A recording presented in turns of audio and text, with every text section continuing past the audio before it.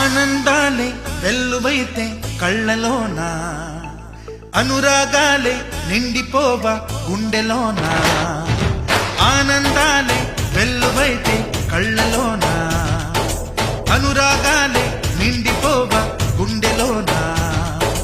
మమతల మాలలు తెచ్చి ఆ కలతలనే చెరిపేసి, ముంగిట ముగ్గులు పెట్టి బెమ్మల కొలువే చేసి, మనమంతా చేరి ఆడి పాడే వేళ సంక్రాంతి పండుగ చేద్దామా.